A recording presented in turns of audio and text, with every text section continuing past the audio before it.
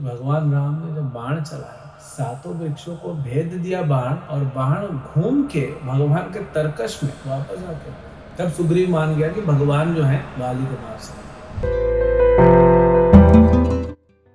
हरे कृष्ण। भगवद गीता अध्याय 10 श्लोक संख्या 31।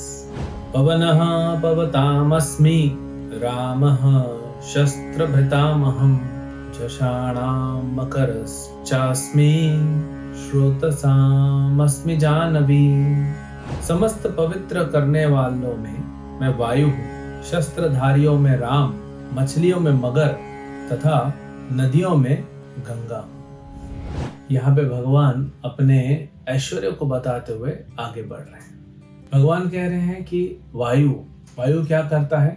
पवित्र करने वालों। कई बार आप देखेंगे गंदगी होती है बाहर, या बहुत बारिश होती है, कीचड़ होती है, लेकिन वायु जब बहता है तो क्लीन कर देता है। कहीं गंदी बदबू आ रही है, जो समंदर किनारे कभी कभी कुछ लोग जो मछुआरे होते हैं मछली पकड़ के वहां सुखाते हैं तो उसके कारण बदबू आती है। जो नहीं खाता उसके लिए तो बदबू ही है, लेकिन वायु अगर बहती है तो क्या करता है? उस दुर्गंध को वो लेके जाता है, और साफ वायु को, जो सुगंध या फिर जो साफ वातावरण से आता है उसको लेके। तो वायु का काम है कैरियर का। जैसे अगर गुलाब के फूलों का बागान है वो दूर दूर तक, और आपका घर अगर इस तरफ है, गुलाब का फूल उत्तर में है, दक्षिण में आपका घर है, अगर उत्तर से वायु आ रही है तो आपके घर में क्या होगा? कंटिन्यूअस रूम फ्रेशनर होगा, वो सुगंध लेके आएगा। तो इसीलिए शुद्ध करने वालों में कौन है? भगवान बोलते हैं मैं वायु हूँ। शस्त्रधारियों में मैं राम हूँ। शस्त्रधारी तो बहुत हुए, एक्चुअली जितने भी शस्त्रधारी हैं भगवान के ही अलग अलग रूप हैं और भगवान के भक्त हैं। कुछ एकाध हुए जो असुर हुए, नहीं तो पॉपुलर नाम नहीं है, जो फेमस नाम है। जैसे भगवान के भक्तों में अर्जुन है शस्त्रधारी, भीम है, लेकिन इनका रोल है लेकिन लिमिटेड है। अब भगवान परशुराम क्षत्रियों की 21 पीढ़ियों को खत्म कर दिया जो अधर्म कर रहे थे। भगवान स्वयं सुदर्शन उठाते, लेकिन भगवान ज्यादा, आप देखेंगे कृष्ण स्वयं ज्यादा लड़ते नहीं, वे लगाते हैं। महाभारत युद्ध में कृष्ण ने हथियार नहीं उठाया, उन्होंने अर्जुन को, भीम को, उनको लगाया। लेकिन रामायण के युद्ध में भगवान श्री राम ने स्वयं अस्त्र उठाया। हालांकि नरसिंह भगवान भी आए सतयुग में, लेकिन अस्त्र तो था, अष्टभुजाएं। कहीं कहीं नरसिंह भगवान की 16 भुजाएं होती हैं, अष्टभुजा में प्रकट हुए। तो उनके हाथ में भी धनुष था, सुदर्शन चक्र था, बाण था, खड्ग, तलवार और गदा। लेकिन हिरण्यकशिपु कैसे मारे? नाखून से फाड़ दी। लेकिन राम ने ऐसे जो लीलाएं की, ऐसे युद्ध जो एक्सपर्टीज भगवान श्री राम ने प्रदर्शित की। चाहे वो दंडकारण्य में रावण के भाई को मारना था, 14,000 राक्षसों को 1 घंटे में खत्म किया, या स्वयं रावण को मारना था, या जब सुग्रीव ने परीक्षा ली थी राम की, 2 परीक्षा ली। एक तो आप बाण मारो और 7 वृक्ष हैं, इस सब वृक्ष को भेद करके बाण निकल जाए।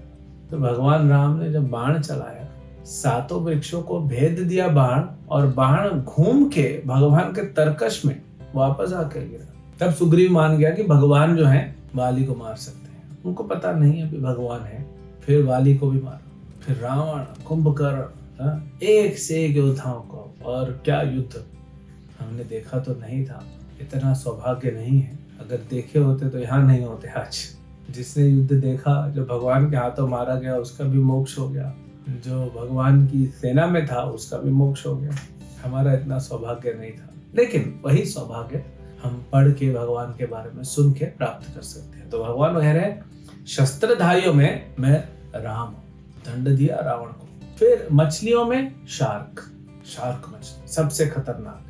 कई जो लोग समुद्र में जाते हैं, कुछ नीचे ढूंढने जाते हैं, कोई टाइटैनिक जहाज ढूंढने जाता है, हीरा मोती, हीरे तो नहीं, मोती ढूंढने जाते हैं अलग अलग चीजों में। शार्क से सबसे ज्यादा खतरा होता है, सबसे खतरनाक होता है, थोड़ा उग्र स्वभाव की भी होती है। तो देखा जाए तो जैसे जंगल का राजा शेर है, तो वैसे ही समुद्र का जो राजा है शार्क मछली। तो भगवान बता रहे हैं जहां पे भी जो भी स्थान लो, जो भी कैटेगरी लो, उसमें जो श्रेष्ठ है वो मैं हूं। फिर भगवान क्या कह रहे हैं, नदियों में मैं गंगा हूं। हालांकि दुनिया में गंगा से भी लंबी लंबी नदियां हैं, चाइना में है और यांसेन नदी है, अफ्रीका में है नाइल, अमेजन है साउथ अमेरिका में, लेकिन गंगा एक तो पवित्र है।